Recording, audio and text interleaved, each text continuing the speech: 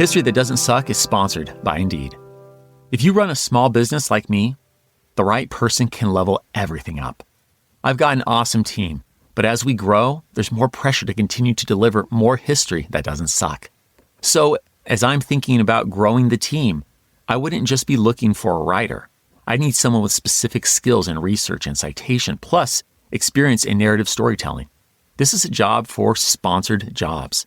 Indeed, sponsored jobs is a boost whenever you need to find quality talent. Instead of struggling to get your job post even seen on other websites, sponsored jobs helps your role stand out in search results so you can reach candidates who meet your specific criteria. Spend less time searching and more time actually interviewing candidates when you join the 3.3 million employers worldwide that use Indeed to connect with quality talent that fits your needs. And listeners of this show will get a $75 sponsored job credit to help get your job the premium status it deserves at Indeed.com/podcast. You just go to Indeed.com/podcast right now and support our show by saying you heard about Indeed on this podcast. Indeed.com/podcast. Terms and conditions apply. Need to hire? This is a job for Indeed sponsored jobs. This refreshing break is brought to you by Snapple. Facts are stubborn things. That's one of my favorite quotes, spoken by John Adams, of course. But facts are also fun things. Here are a few you might throw out as conversation starters during your next break with friends and colleagues. Snapple Real Fact, number 1477. France used the guillotine as recently as 1977. Yikes. But 4 years later, they abolished the death penalty. Okay, here's a lighter springtime one. Snapple Real Fact, number 705. Every ton of recycled paper saves about 17 trees. Another springtime Snapple Real Fact, number 2002. On May 1st, 1931, the Empire State Building officially opened in New York City. Check out HTDS episode 180 for more on that. It may no longer be the tallest skyscraper, but it's arguably the loftiest. And here's one more Snapple Real Fact. Before 1859, some baseball umpires sat behind home plate in rocking chairs. Now that's a chill image. This chill break has been brought to you by Snapple. Real tea, real juice, Snapsolutely refreshing.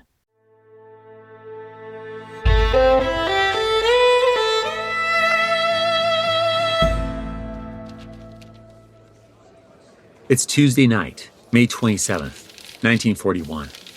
We're in Washington, D.C., at the White House, where President Franklin Delano Roosevelt is sitting behind a desk, looking over his notes just before going on the air to broadcast one of his famous fireside chats. But this isn't a normal fireside chat, delivered with no more than members of his inner circle present in the diplomatic reception room.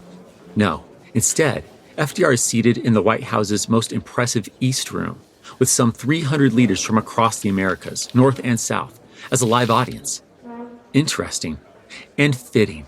Tonight, the president will explain to the millions of Americans tuning in that, though the United States still isn't at war, the growing Nazi threat means the nation must link arms with its Western Hemispheric neighbors while redoubling war preparations.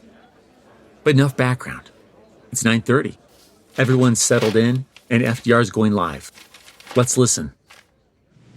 I am speaking tonight from the White House in the presence of the governing board of the Pan American Union, the Canadian minister, and their families.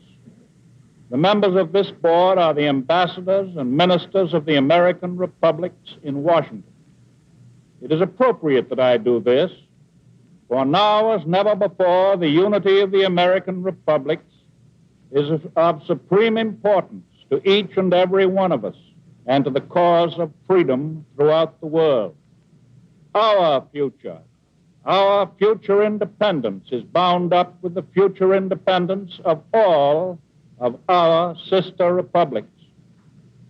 The first and fundamental fact is that what started as a European war has developed, as the Nazis always intended it should develop, into a war for world domination. It's an impressive prediction. Remember, while you and I know from episodes 188 and 189 that Nazi subs will soon be prowling just off American beaches, the worst of that is still months away for Franklin and his listeners. So it really is bold for the president to see Nazi aggression crossing the Atlantic not as a question of if, but when. Hence, the United States is drawing closer to its fellow democracy-loving American nations, that is, its sister republics. And that's also why, in addition to helping the British, Franklin's pushed the nation to build up armaments, or as he put it last December, to build up an arsenal of democracy, a fact he reminds all of tonight. And then a year ago, we launched and are successfully carrying out the largest armament production program we have ever undertaken. But now, it's time to do more. After reviewing the past year's aid to Britain through Lend-Lease, expressing more concern at the godless world the Nazis threatened to create, and declaring that America will actively resist such a fate befalling the Western Hemisphere, despite the cries of the isolationists, Franklin calls on American citizens to give their all, to set aside the economic battles between capital and labor, to sacrifice today so that democracy might live tomorrow. Because truly, this is nothing short of an emergency. Defense today means more than merely fighting. It means morale, civilian as well as military. It means using every available resource. It means enlarging every useful plant. When the nation is threatened from without, however, as it is today, the actual production and transportation of the machinery of defense must not be interrupted by disputes between capital and capital, labor and labor, or capital and labor. The future of all free enterprise, of capital and labor alike, is at stake. This is no time for capital to make or to be allowed to retain excess profits. Articles of defense must have undisputed right of way in every industrial plant in the country. Therefore, with profound consciousness of my responsibilities to my countrymen and to my country's cause, I have tonight issued a proclamation that an unlimited national emergency exists and requires the strengthening of our defense to the extreme limit of our national power and authority. The nation will expect all individuals and all groups to play their full part without stint, without selfishness, and without doubt that our democracy will triumphantly survive. As FDR finishes, the East Room erupts in applause, and almost immediately, this presidentially declared emergency begins altering the nation in the most permanent of ways, particularly in Huntsville, Alabama. A little more than 5 weeks after this fireside chat, on July 3rd, 1941, the Huntsville Times front page declares that a big project is coming their way: the construction of a more than $47 million chemical warfare plant. To quote the paper, the War Department announces today that plans have been completed for construction of the new manufacturing arsenal to produce smoke materials and other chemical warfare agents for the military establishment. The plant will be located near Huntsville, Alabama. The new arsenal will include chemical manufacturing plants, plants for loading chemical shells, a storage depot, laboratory, shops, offices, hospitals, and warehouses for receiving shipping. More than 1 million square feet of floor space will be required. The tract selected contains more than 30,000 acres. Construction will involve employment of several thousand persons. Close quote. Several thousands is an understatement of what's to come. Within the next week, hundreds of job seekers pour into the small town of 13,000 as plans for 3-shift around-the-clock work begins. Ground is broken on August 4th, and by September, a veritable tent city is in place as a force of 2,000 men, both civilian and military, transform this once sparsely populated, cotton-dependent community into an industrial hub, soon to employ nearly 20,000. Even before the year ends or this plant opens, it's clear Huntsville will never be the same.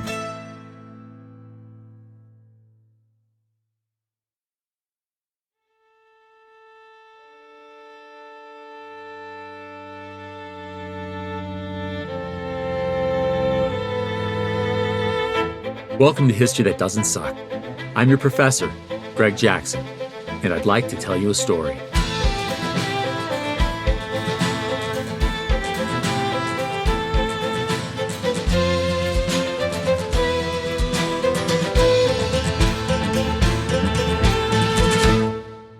While what we just witnessed in Huntsville is on the extreme side of things, the mobilization effort is unquestionably impacting the whole United States. And it only ramps up once Uncle Sam enters World War II at the end of the year. Across the country, sleepy towns are waking up, factories are retooling, and Americans, men, women, and even teenagers, are being asked to do something this nation hasn't truly demanded of its citizens since the Great War, giving everything in a total war. And that total giving, a process that sees the gross national product double, that truly ends the Great Depression and its rampant unemployment as men ship out, teens trade homework for shift work, and millions of women step into new fields to fill the factories and shipyards vacated by their husbands, brothers, and sons. That giving is our story today. But of course, as citizens ration sugar, rubber, and gasoline, plant victory gardens, and cash in their paychecks to buy war bonds, or even melt down Civil War cannons, the U.S. government has to reckon with the fact that as it asks all Americans to sacrifice in the name of democracy, not all Americans are enjoying the full benefits of that democracy. From women feeling unwelcoming glares as they step into needed positions, to Black Americans still living under Jim Crow segregation, and Mexican laborers, known as braceros, finding their contracts aren't honored, there's a clear disconnect between what the United States is asking of and doing for some not insignificant groups. Indeed, the story of the American home front isn't just a story of remarkable, united sacrifice, though it is most certainly that. It's also a story of who gets counted, who gets left out, and a generation demanding that the democracy they're fighting for better fulfill its own promises. And with that, let's press on to the end of this year, 1941, to see the changes that are coming at home as America enters the war. Here we go. Immediately after the attack on Pearl Harbor, American men descend on recruiting stations. As early as 2:30 a.m. on December 8, 1941, lines are around the block. Closing reluctantly after the first day, stations are thereafter open 24/7. Ultimately, more than 16 million American men and women will don a uniform at some point and for some duration during World War II. A massive number by any measure, but let's also recall that, in 1940, there are only about 132 million Americans. This means that, by the end of the war, about 12% of the U.S. population serves in the military. About 6 in every 10 men who serve will do so as draftees. Yes, I trust you recall the Selective Training and Service Act of 1940 from episode 188, the one that established America's first peacetime draft. The first numbers were picked in October 1940, and more followed in July 1941. The February and March 1942 registration and lottery is expanded to include men between 20 and 45 who hadn't registered before. By the year's end, 3 million are drafted, and to zoom out once more, between 1940 and 1945, just about 10 million men are inducted into military service through the Selective Service System. But as these men head abroad, and slow-to-travel mail and unreliable news leaves Americans in a constant state of dread, wondering if their beloved sons, fathers, and brothers are still alive, there is one change that Americans welcome, even if most would undoubtedly part with this silver lining to avoid war. That change is a booming economy. To quote historian Mark Leff, war is hell, but for millions of Americans on the booming home front, it was also a hell of a war. Close quote. No joke. America's gross national product, or GNP, the monetary value of everything produced by a nation's economy, doubles in just 4 years, jumping from $100 billion in 1940 to $200 billion in 1944. Or in today's dollars, the equivalent of jumping from about 1.8 to 3.7 trillion, give or take a few million. If President Franklin Roosevelt's New Deal didn't bring America out of the Great Depression, then war production certainly does. While unemployment still hovered around 9 million before the war, millions of men going into the military brings that number to virtually zero by 1943. Living costs rise, but wages rise higher, and government spending, still elevated due to the Depression, explodes. Between 1940 and 1945, the national debt rockets from roughly $50 billion to more than $250 billion. That's because, as we know, American industry must keep up with war material contracts with allied countries and provide for its own rapidly growing military. This gargantuan effort will require complete conversion of peacetime factories to create bomber assemblies, aircraft engines, tanks, tank engines, trucks, anti-aircraft guns, machine guns, and more. But as this begins, here's the $64,000 question, or rather, the $5 billion question. Just how exactly does Uncle Sam effectively and rapidly turn a peace economy into a war economy?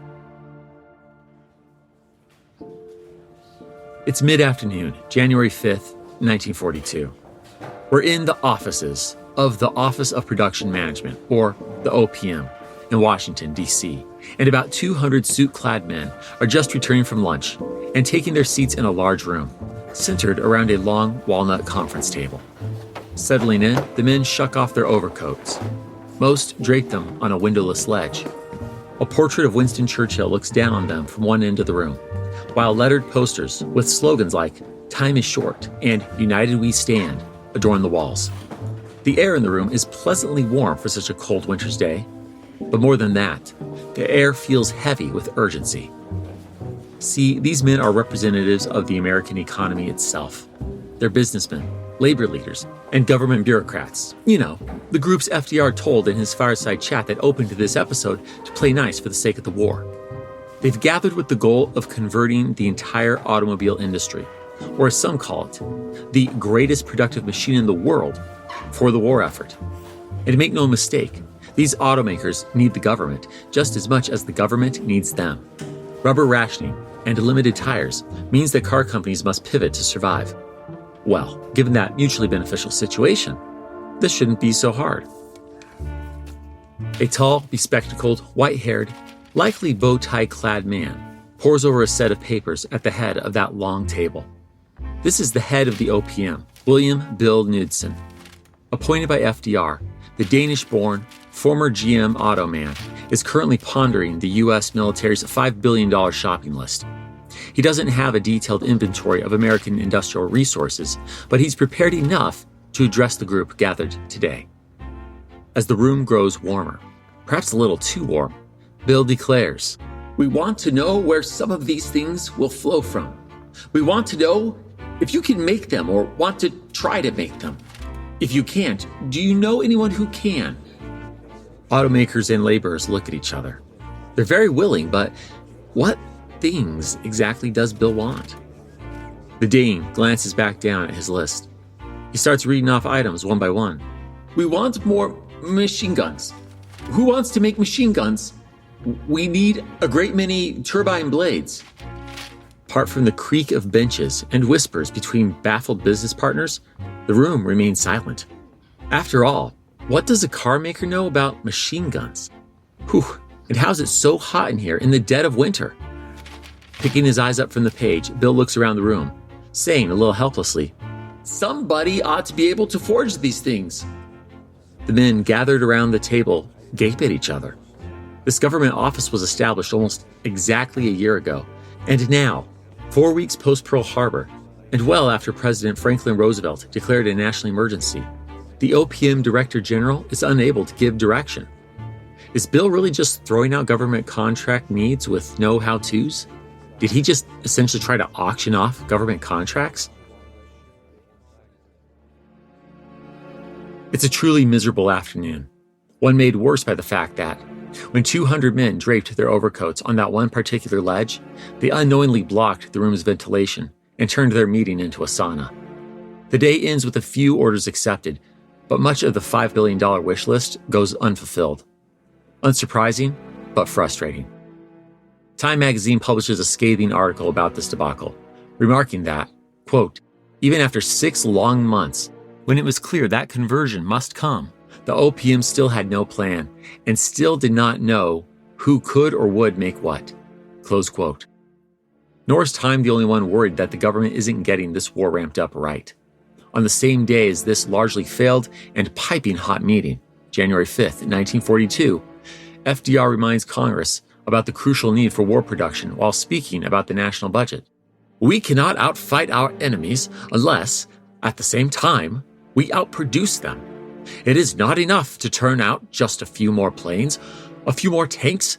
We must outproduce them overwhelmingly so that there can be no question of our ability to provide a crushing superiority of equipment in any theater of the World War.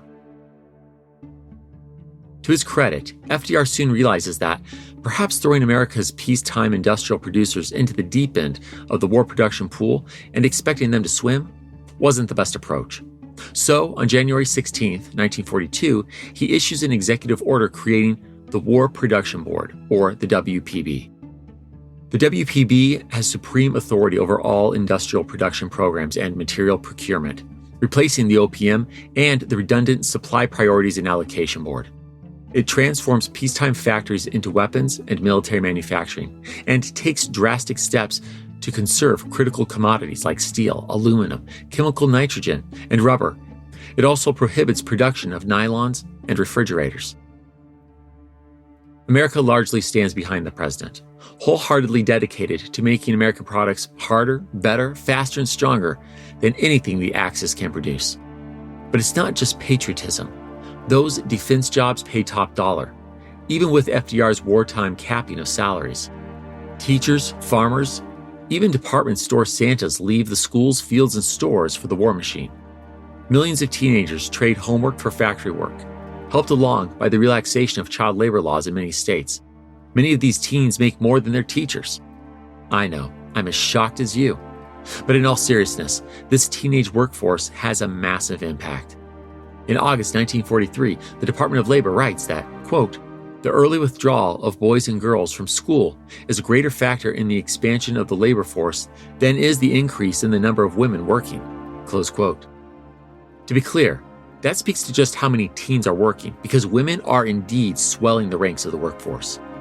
As we know from our coverage of the home front during World War I in episode 139, when men go off to fight, women fill their vacated places in the factories. Many women can even find jobs despite no prior applicable work experience. While 27% of women and girls over 14 are employed in 1940, that figure reaches 37% by 1944. Women are literally doubling or tripling their income by switching from traditionally female industries, such as clerical and domestic work, textile factories, or cosmetics, to defense jobs. And let's not forget that women are in the military too. About 350,000 volunteer and enlist directly in the Women's Army Corps, the Navy's Women Accepted for Voluntary Emergency Services, or the WAVES, the Marine Corps' Women's Reserve, and the Coast Guard's Women's Reserve. Their permitted roles are still limited, but have nonetheless grown since the last war. Women serve as mechanics, air traffic controllers, even gunnery instructors. Hundreds of American women will make the ultimate sacrifice before this war is through. But I digress. Keeping our focus on the home front, sheer need triumphs over tradition and prejudice, as women fill not only America's factories and shipyards, but serve as the nation's auto mechanics, taxi and garbage truck drivers, traffic cops, and more. That said, the path into traditionally male jobs is not an easy one. It's an unspecified day in 1942. We're in a noisy factory next to the Burbank Airport, just north of Los Angeles, California. 27-year-old Adele Ehrenberg is seated at a long workbench with about 30 other women in what's known as the Burr Room. They're all grinding and sanding various machine parts to a smooth finish. This manufacturer, ADEL Precision Products, makes the hydraulic valve system for the Air Force's famous bomber, the B-17, better known as the Flying Fortress. It's important work, and it sure beats her old gig of selling lipstick in a drugstore, but Adele is sick of sanding. The repetition is mind-numbing. She finds it just as boring as the inane talk of her benchmates. But maybe there's a chance to do something more. Over the past few weeks, Adele has been learning how to use different machinery and how to read blueprints, and today a supervisor pulls her aside and finally offers her a big break. Okay, how would you like to go into the machine shop? Terrific. Now, Adele, it's going to be a real challenge because you'll be the only woman in the machine shop. Adele's not worried. Following the foreman to her new position, she thinks to herself, Well, this is going to be fun. All those guys and Adele in the machine shop. The two walk into the shop together. It's much larger than the Burr room, and the noise is nearly deafening. Or at least, it is until Adele enters the room. Stepping into the shop, Adele feels all eyes fall on her as every machine goes silent. Yes, every man in the room has stopped to turn and glare at the dark-haired girl in overalls. Adele will later recall, "It took 2 weeks before anyone even talked to me. The discrimination was indescribable. They wanted to kill me." but she survives and even thrives in the machine shop, winning over the older men, joining the union, and convincing others to do so, all the while developing what she describes as the most fantastic biceps from throwing that machine into gear. How does the saying go? A Rosie by any other name would have biceps just as sweet. Yes, Rosie the Riveter. How could we fail to mention this icon of American art? Future generations of Americans will generally associate Rosie with the J. Howard Miller "We Could Do It" poster of a woman sternly bearing her arm, or Norman Rockwell's illustration of a muscled war worker eating lunch and crushing a copy of Mein Kampf beneath her penny loafers. She's even got her own song. The identity of the namesake is debated, but the many real riveters and machinists become known as Rosies, right alongside the many Wendy the Welders. Together, they broaden the American notion of what women are capable of, a capacity that some work sites despise and others appreciate. In fact, this very dichotomy is captured in the town where today's story began, in Huntsville, Alabama. I trust you recall that cotton town that we left with bulldozers tearing up 30,000 acres. Well, as everything gets built up, officials at the Huntsville Arsenal resist hiring women entirely in 1942, while just next door, at Redstone Ordnance Plant, the commander publicly commits to hiring women wherever possible. By 1942's end, 40% of Redstone's production line workers are women. By 1944, it's 54%. And come September 1945, it peaks at 62%. Same site, same war, vastly different attitudes toward women in the workplace. Meanwhile, the struggle is twofold for Black women, as they face what Reverend Dr. Polly Murray calls Jane Crow. It's a brilliant term that clearly nods to the era's racially segregating Jim Crow laws to articulate the fact that Black women endure both sex and race-based prejudice. For example, 22 white women at the Baltimore Western Electric plant strike over sharing a bathroom with one new Black co-worker. As historian Matthew F. Delmont writes, quote, "The protests, of course, were about more than toilets. Many white workers believed that they had an inalienable right to the best jobs. From this perspective, even a single Black employee was seen as dangerous, threatening to bring racial democracy and equality to the factory floor." Close quote. For some white Americans, World War II is a fight to preserve a certain way of life, one that Black Americans are not allowed to share. Roy Wilkins of the NAACP observes in 1942, quote, "White folks would rather lose the war than give up the luxury of race prejudice." Close quote. A sweeping statement perhaps, but not without its merit. One Detroit factory worker, striking in response to 3 Black men moving to the aircraft assembly line, says, "I'd rather see Hitler and Hirohito win the war than work beside it on the assembly line."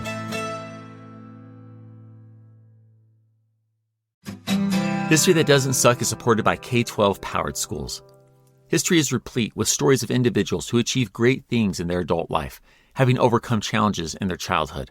For example, the great inventor Thomas Alva Edison didn't do well in the traditional school classroom when he was a boy and learning better at home. His mother Nancy recognized a different approach to learning was required for her son, and the rest is history. That resonates with me as a parent. Children are different and may learn differently. That's a big reason why more families are exploring at-home learning options with the help of K-12 powered schools. K-12 creates a welcoming space where students can learn right from home, where they feel most comfortable, and actually enjoy the process. K-12 offers tuition-free, accredited, online public schools for students from kindergarten through 12th grade. And this isn't traditional homeschooling. Students learn from state-certified teachers who are trained in online education, offering personalized instruction and real-time support. Find a school that moves at your child's pace and support them every step of the way with K-12. Enroll online today at k12.com/HTDS. That's the letter K, the number 12.com/HTDS. k12.com/HTDS. Support for HTDS comes from Square, and they've got big news. They just rolled out a new lineup of tools to help local businesses stay competitive. From smarter insights to smoother operations, all in one place. HTDS is using Square on my book tour this spring. It's easy for us to use and convenient checkout with the iconic Square tap-to-pay device. And Square's building on that convenience with tools like Square AI, which gives your small business instant answers about performance and a financial suite that helps you plan ahead. Square launched its most powerful tool yet, designed to give local businesses a competitive edge without the complexity. If you're ready to sell smarter, run faster, and stress less, right now you can get up to $200 off Square hardware at square.com/go/HTDS. That's SQUARE.com/GO/HTDS. Run your business smarter with Square. Get started today. History that doesn't suck is supported by Ring. Because with Ring, it's protected. I live in a cave. Well, not an actual cave, but a writing and recording cave, which is what my wife calls it. She works in an office, and I work from home most days. I spend a lot of time down in my home studio and am barely aware of what's going on outside. That's why I love having the Ring battery doorbell. I can keep track of deliveries and see exactly what's happening at my front door in real time without leaving my basement studio. And for the rest of my home, the Outdoor Cam Plus gives a wide field view with super clear retinal 2K video. So even at night, I know my yard and everything in it is covered. You can even upgrade to 4K cameras with ultra clear footage and the ability to zoom in without things getting blurry. For me, it's all about awareness right from my phone, whether I'm in my writing cave or actually away from home. The door, the yard, the home, it's everything I care about. And with Ring, it's protected. Shop cameras, doorbells, and more right now at ring.com.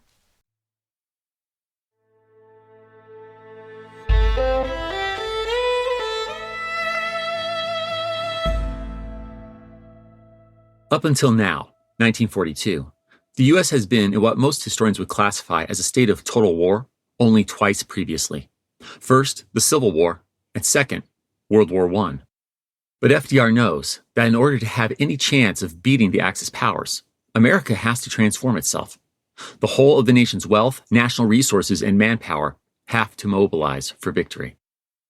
And for many, the mobilize part is entirely literal.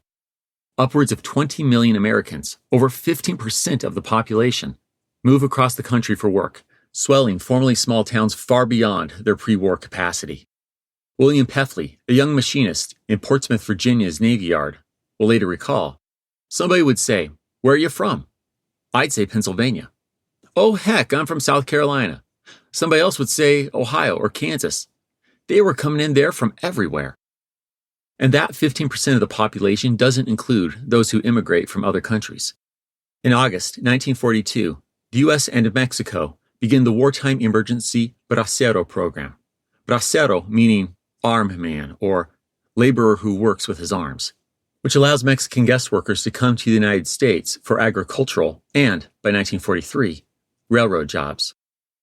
The Bracero program capitalizes on American officials' long-held belief that Mexico is a source for cheap labor. In theory, the program is enacted to fix the worsening farm labor shortage, as well as provide legal safeguards against low wages and other types of ill treatment. In practice, workers are met with discrimination and abuse, including long hours, surcharges for room and board, and unsafe work practices. Remember, even after all those New Deal progressive programs, we're still in a pre-OSHA era. And even though there's legislation supposedly guaranteeing braceros adequate living conditions and 30 cents an hour, the equivalent of about $6 an hour in the early 21st century, reality is that, well, to quote Professor Kitty Calavita, quote, employers often simply ignored contract provisions they found inconvenient, close quote. The nation sorely needs workers. Boys are being drafted left and right. By July 1942, 2 million men have left their farms. And as we'll learn about in a future episode, California farmers, who rely heavily on laborers of Japanese descent, are losing them to internment camps. To be blunt, America quite simply cannot function without the food produced by farms, and the war effort requires more food than ever to feed GIs and supply Britain and the Soviet Union. So, in addition to the braceros, in April 1943, Congress resurrects the World War I-era Women's Land Army, turning well over 1 million women into quote-unquote farmerettes. When POWs begin arriving in the U.S., they're put to work on farms too. Some of this strain is alleviated by a push for citizens to grow their own food. Adapted from the war gardens of the Great War, but now branded with the inescapable V, victory gardens are a way to free up food for the boys over there. Rural and suburban Americans grow food in their own backyards, and in space-scarce urban environments, parks and school grounds are converted into these new victory gardens. As 7-year-old Cheryl Jankowski will later recall of her community victory garden in Long Beach, California, "We had the most miserable, hard as cement, 3 by 5 foot plot of ground. Our carrots never got bigger than an inch. But there was a huge neighborhood lot on our block where there were a dozen different kinds of squash, corn everywhere, beans growing on poles taller than my head. As a child, it seemed like the Garden of Eden." One victory garden advertisement poster shows a family of 3 harvesting their plot. The text reads, "Our food is fighting. A garden will make your rations go further." Ah yes, rations. See, by 1942, most Americans have little coupon books, decorated with images of planes, tanks, guns, and ships, lest the rationer forget what it's all for. Young though she is, these rations will leave a deep impression on Cheryl too. To quote the 7-year-old Southern Californian's later record once more, "All the neighborhood women would sit around the kitchen table, pooling and trading ration coupons. It was like watching a big Monopoly game." Close quote. But you know, these Depression-era mothers are undoubtedly already accustomed to this sort of resource pooling.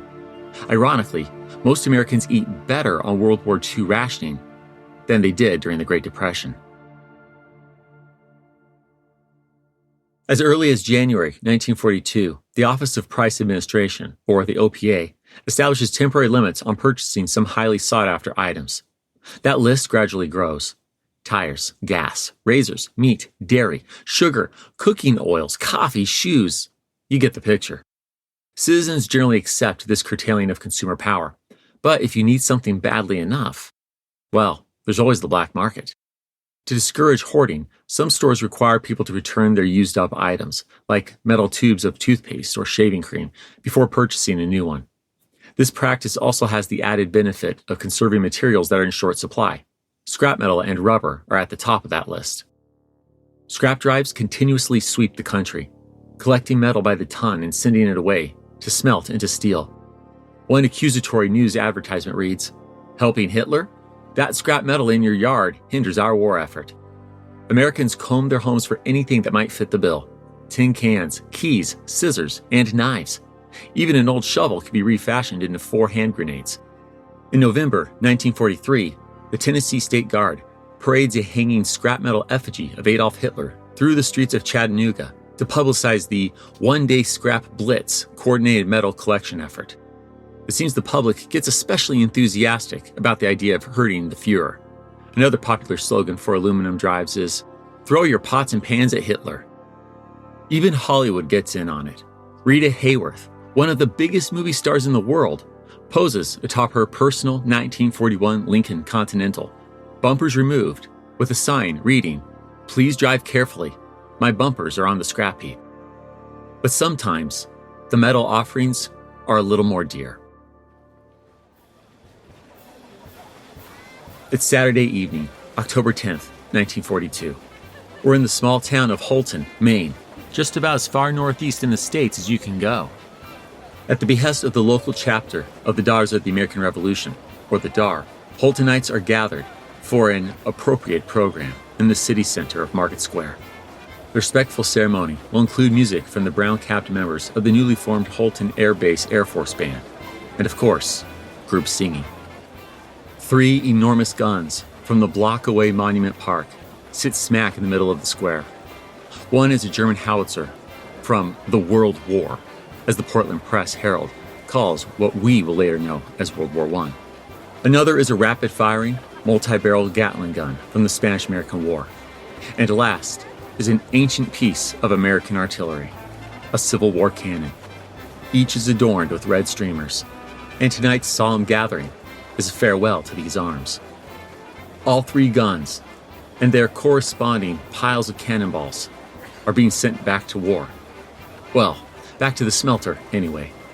Holton is answering the call for scrap metal by sacrificing their town's history. Following the singing, the white-haired, bespectacled, 73-year-old former Maine Supreme Court Chief Justice and Holton native Charles P. Barnes rises. He has a few words to share, summarizing the sentiments of the day. We are glad to surrender to the government these medals, so necessary in winning this struggle, and to furnish the boys, whom we send away to war at the railroad stations with a God bless you, these materials which they need at the fronts. And with that, these three guns from three wars are laid on the metaphorical scrap metal altar.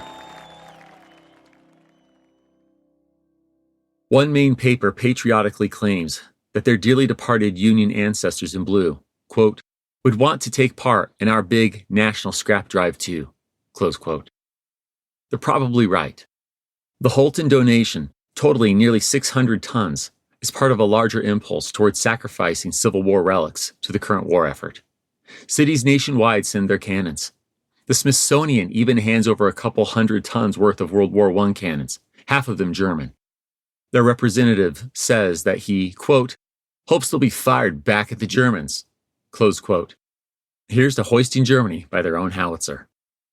President Franklin Roosevelt continues to ask Americans to donate whatever they can. Concurrent with the scrap drives is the need for rubber, which is critical for tanks, tires, gas masks, and more. FDR makes the ask over the radio on June 12, 1942. You and I want the finest and most efficient Army and Navy that the world has ever seen. An Army and Navy with the greatest and swiftest striking power. That means rubber, huge quantities of it. We're setting aside the 2 weeks period to get that old rubber in. I know that I don't need to urge you to take part in this collection drive. All you need to know is the place to take your rubber to and the time to take it there. And you need to know the fact that your country needs your rubber. This Pick Up the Rubber campaign produces 450,000 tons of scrap rubber nationwide. But all this rationing, gardening, and scrap piling isn't enough. The U.S. government needs money, funds they cannot get without raising a victory income tax and asking citizens to invest in defense bonds. Basically, a bond is a long-term investment in the government. You buy debt securities at a discount, say 75% of their face value, so a $25 bond would be $18.75. And in X amount of years, 10 years in this case, the government pays you back the full amount. It's sort of like gambling on winning the war and coming out on top economically. The $25 bond is the most popular option, but for many still strapped for cash Americans, even $18.75 is steep. More accessible, war savings stamps are issued in cent rather than dollar increments. By the war's end, bonds will generate $185 billion for the U.S. government. Everyone buys in. Rosie the Riveter spends her paycheck on defense bonds, and Bing Crosby does the promo, singing, "Buy, buy, buy, buy a bond. And by and by, the bonds you buy will bring you victory." I trust you caught the wordplay on those two different buys. And I promise it lands far smoother when delivered by the one and only Bing. Anyhow, buying bonds is seen as one of the most patriotic things a civilian can do. Even advertisers get in on the hype. To quote one wartime ad, "If you want cameras for Christmas, Ritz has them. But buy defense bonds first." Advertisers are totally shameless about using the war to promote their own products. Ads show air crews relaxing with a Coca-Cola post-bombing run and associate weapons with household products. Despite the context of the war, the messaging remains upbeat, encouraging people to spend their money. Of these ads, Anne Moreau Lindbergh, the wife of that most famous of isolationist aviators, Charles Lindbergh, says, quote, "What appalled me was the insincere attempt to gild the materialism with patriotic motives, close quote. But that positive patriotic spin is inescapable. One might even say propagandistic. More on that in a future episode. But for now, it's time to turn our attention to another aspect of the home front, to those Americans fighting to protect a country that doesn't always protect them back. History That Doesn't Suck is supported by Rosetta Stone. For over 30 years, learners have turned to Rosetta Stone to build the fluency and confidence they need to speak new languages. If you've been thinking about learning a new language, spring is the perfect time to pick up a skill that actually opens up your world. Moi, je parle français. Je l'ai appris à l'université. Translation: I speak French. I learned it in college. But I don't get to practice much in my day-to-day. And I want to step up my abysmal Spanish. Whether you want to brush up on your second language or learn a second or third, Rosetta Stone will fully immerse you, learning through context so you can actually think and communicate naturally. It's also incredibly easy to stay consistent. The lessons fit into your day, whether you've got a few minutes or a longer stretch. And features like True Accent give you real-time feedback so your pronunciation keeps improving as you go. With over 25 languages to choose from, it's perfect whether you're preparing for travel, reconnecting with your roots, or just trying something new. Ready to start learning a new language this spring? Visit rosettastone.com/HTDS today to explore Rosetta Stone and choose the language that's right for you. Go to rosettastone.com/HTDS now and begin your language learning journey. History That Doesn't Suck is supported by Pesty. So you may have heard me talk about our ant situation. It's been a very warm spring and they've been marching into our kitchen. And if you've ever dealt with that, and you have, you know how fast it goes from a couple here and there to, are we living on an ant farm? I was over those pest control companies constantly knocking or trying to sign me up for exclusive monthly visits. That's when I tried Pesty. And honestly, it couldn't have been easier. They send you a kit with a sprayer, gloves, and simple instructions. You can knock it out in under 10 minutes. It's customized to your climate and season, and it works. I've been ant-free for weeks now, and I plan to keep it that way. It's also super affordable, starting at around $35 per treatment, and it handles over 100 types of bugs. It's kid and pet friendly when used as directed, plus backed by a full money-back guarantee if it doesn't work. Keep the bugs away with Pesty. Go to pesty.com/HTDS for an extra 10% off your order. That's PESTIE.com/HTDS for an extra 10% off. HTDS is supported by Quince. Since it's Mother's Day this month, let me read you a quick actual text from my mom, with her permission, of course. I quote, "I'm glad you advertise with Quince. I'd never heard of the online store before, but decided to get your sister a birthday present from them. Loved their free and super fast shipping, so I got their bath mats. Absolutely thrilled with how soft they are. Perfect density and color. I sound like I'm doing a commercial." Laugh emoji. Yes, you do, Mom, and thanks for the help. I didn't even know Quince had bath mats. She goes on to rave about their $50 cashmere sweater, saying, and I quote again, "I wore it to church on Sunday and got so many unsolicited compliments." Of course you did, Mom. You're beautiful and I love you. So don't take it from me, take it from my mom. Refresh your everyday with luxury you'll actually use. Head to quince.com/HTDS for free shipping on your order and 365-day returns. Now available in Canada too. That's QUINCE.com/HTDS for free shipping and 365-day returns. Quince.com/HTDS.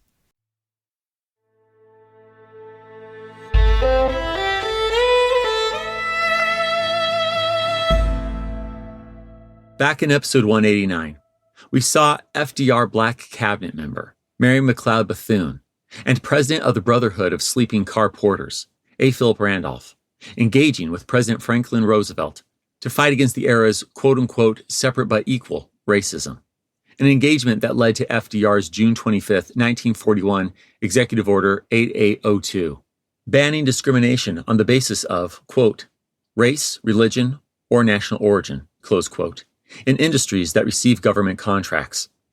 At the time, I said take note because we'd hear more about that later. Well, this is later.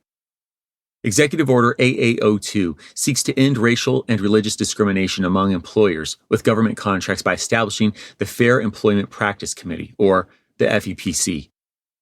Though it has a tiny initial staff, 11, a mountain of cases, 1,600 in 3 months, and downright negligible power to enforce its findings, the FEPC's mere creation is encouraging to Black Americans.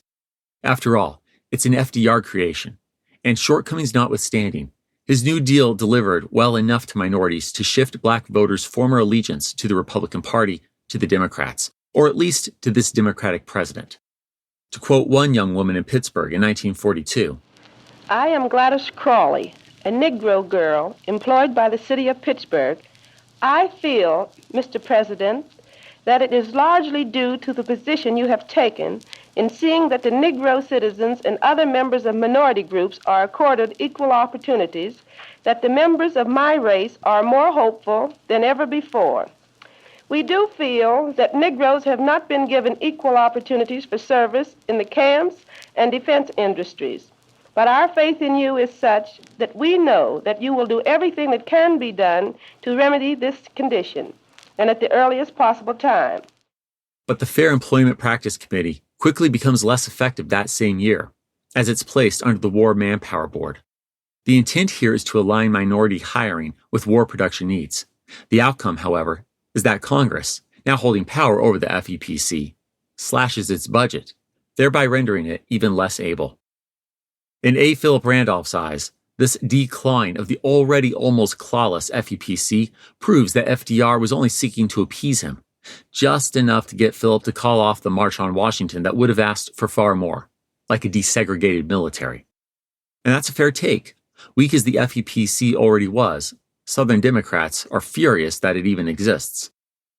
But the determined president of the Brotherhood of Sleeping Car Porters doesn't roll over.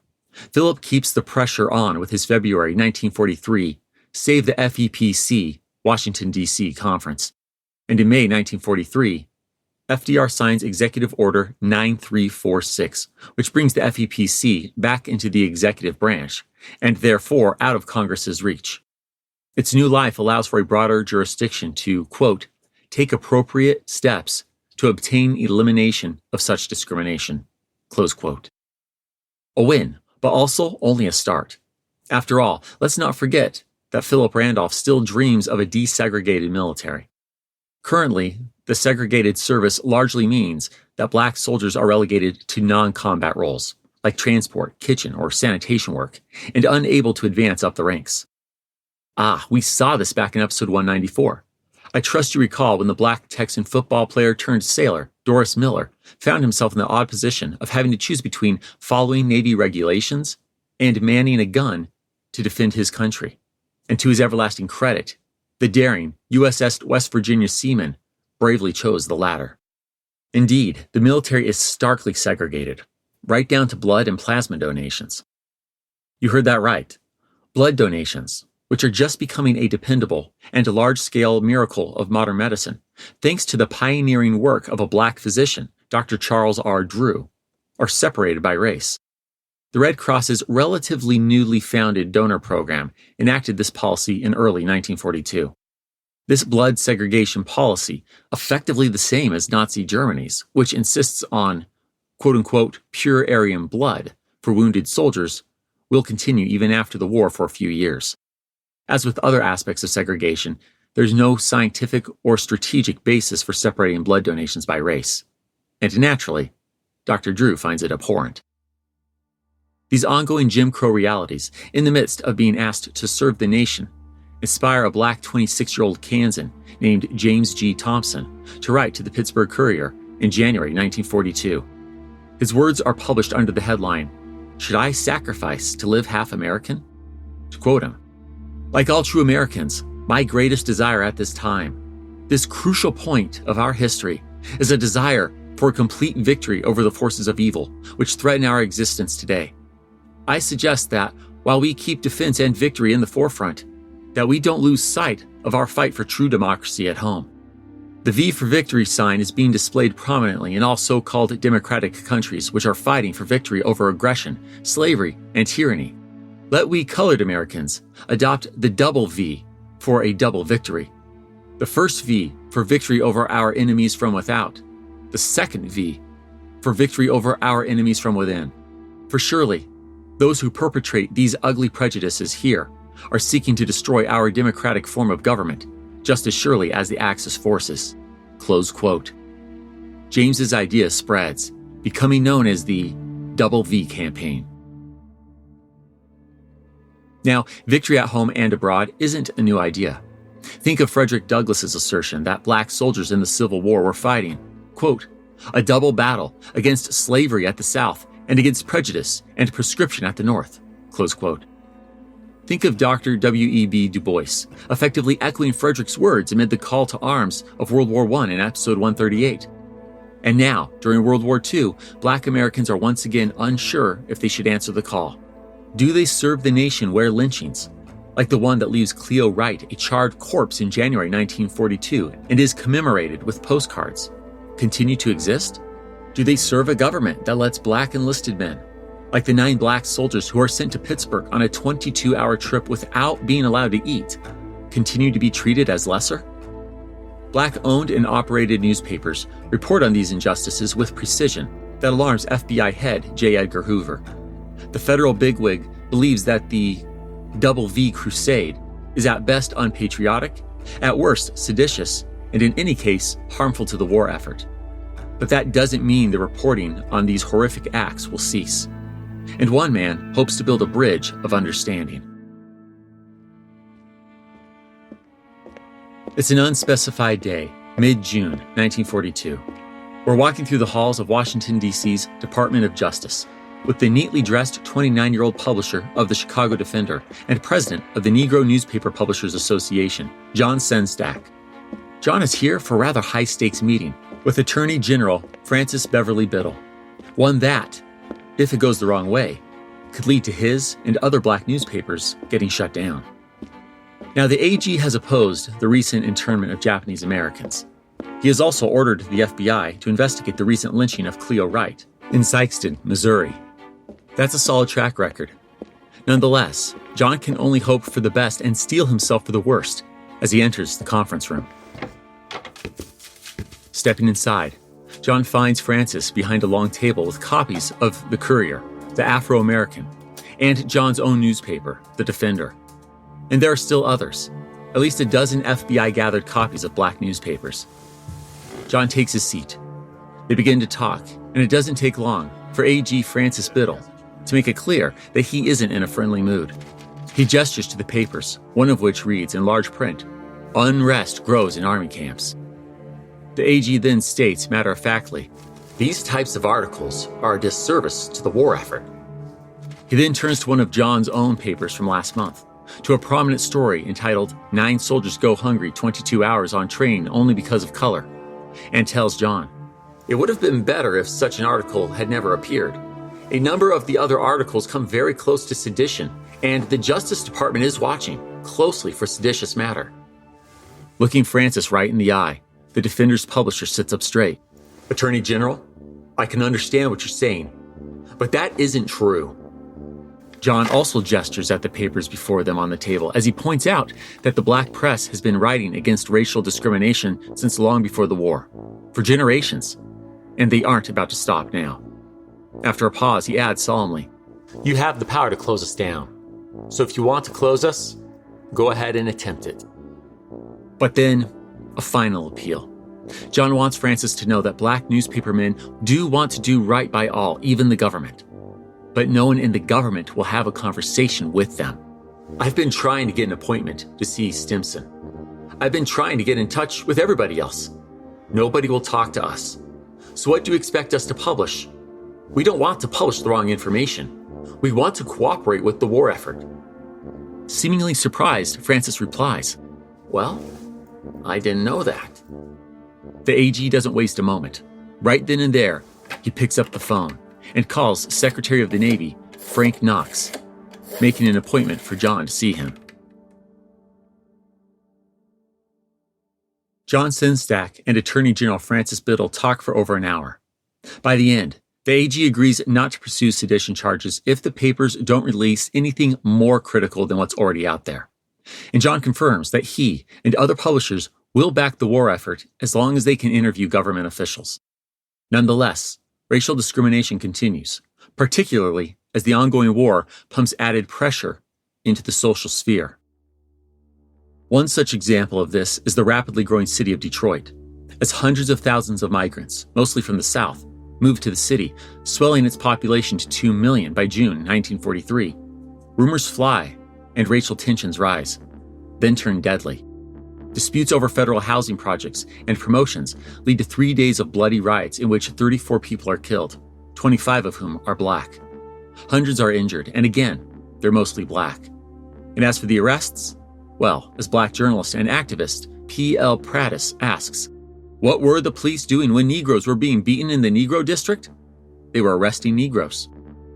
It's not just Detroit. Mobile, Alabama, Beaumont, Texas, New York City, and Los Angeles all boil over. Nor is the racial violence limited to black Americans.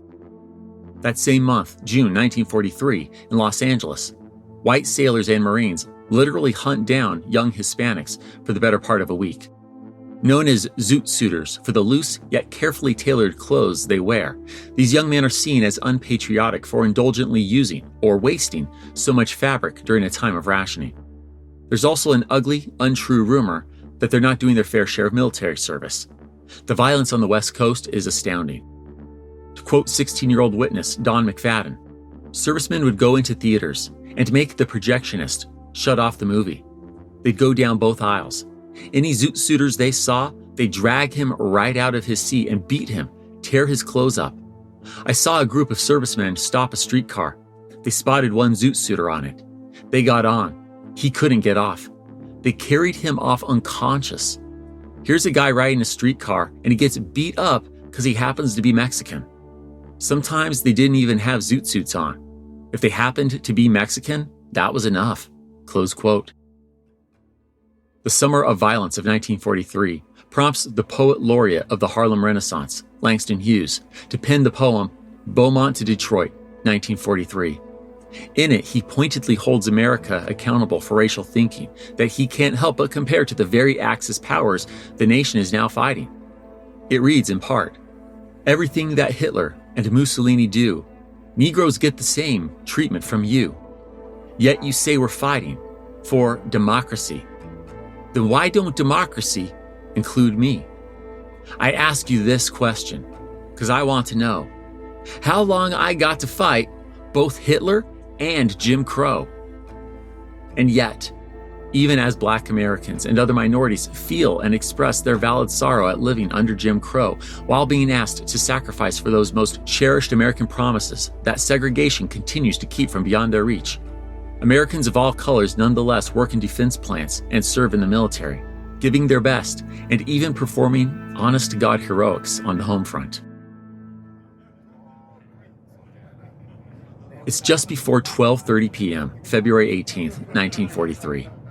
8 Army Boxers are currently driving north through Seattle's industrial district, just between downtown and the Boeing Airport. They're headed to a pre-competition weigh-in at the Civic Auditorium. Among them is the 205-pound Florida heavyweight, Private Sam Morris. Sam is looking forward to the Pacific Northwest Service Boxing Championship. After all, this tall, black, anti-aircraft man has a winning streak of 12 fights. Sounds like it's time to make that string of victories a baker's dozen. But suddenly, all the levity and joy of the ride comes to a hard stop as a gigantic fireball plunges into a brick industrial building to the left of their vehicle. The all but instantaneous explosive sounds and flames are horrific. Sam and the other servicemen tumble out of the car and set off at a sprint, but not away from the sea of flames and explosions to ensure their own safety. No, they charge straight at the roaring inferno that's taken over the 5-story Fry packing plant. Approaching the burning building, the men realize what caused the massive explosion. That fireball falling from the sky was a prototype for the new Superfortress Boeing bomber B-29, and it crashed into the upper stories of the meatpacking plant. As the first to arrive on the scene, the Army Boxers charge into the building. Shouting, "Fire! Fire!" they herd employees out the door. The commanding officer snatches up the phone and calls the police and the fire department as Sam and the others dash even deeper into the burning building. People and livestock are caught in the blaze. Sam spots 2 Fry employees behind a wall of flames. The Florida heavyweight jumps through it, burning his clothes and singeing off his eyebrows, but reaching the 2 men in the process. He drags both of them out of the building. Sam then convinces 2 more to jump to safety before retreating himself. 32 die in this tragic accident. 11 on board the bomber prototype, 20 factory workers, and 1 firefighter. But that total would have been 4 more if not for Sam Morris.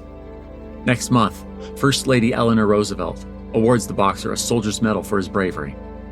While he didn't save lives for the award, it's an honor, one that reflects that Sam is a champion both in and out of the ring. Well, my friends, we've come to the end of today's story. A story that reminds us that, as 16 million Americans served in uniform, total war asked millions more to serve, in a lowercase s sort of way, in the form of upended lives. Millions of civilians flooded into factory towns that barely existed 5 years earlier, traded classrooms for cornfields, or cosmetic counters for rivet guns. The figurative pots and pans were thrown as paychecks turned into bonds and city parks became victory vegetable gardens. Yes, the American home front showed up. But what we can't do, and won't do, is mistake unity of effort for unity of experience. The men and women who built the bombs and grew the food and bought the bonds did not all do so from the same America. Some worked beside people who'd rather have lost the war than see them promoted. Some bled for a country that wouldn't even keep their blood in the same bottle. Indeed, while a future generation of Americans will, with very good cause, later label Uncle Sam's fight against the Axis powers' combined imperialism, fascism, and genocide as the Good War, a term the great oral historian Studs Terkel will immortalize with his landmark 1984 book of the same name. The fact is that the second V in that double victory will yet remain to be achieved. But those are stories for a much later day. Next time, we turn our attention to another side of the home front of this war, one fought not with melted down cannons or ration books, but with cartoons, posters, and movie reels. Yes, Bugs Bunny is pushing war bonds. Donald Duck is paying his taxes. And still other iconic characters are getting their start as the most powerful propaganda machine in American history fires up.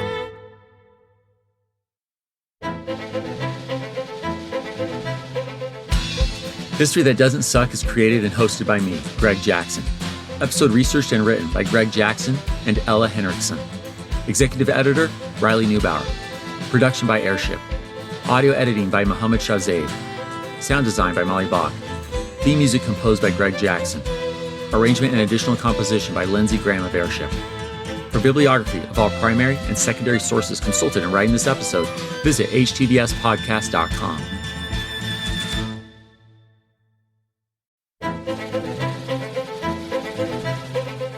HTBS is supported by fans at htbspodcast.com/membership.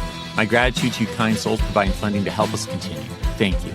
And a special thanks to our patrons whose monthly gift puts them at producer status.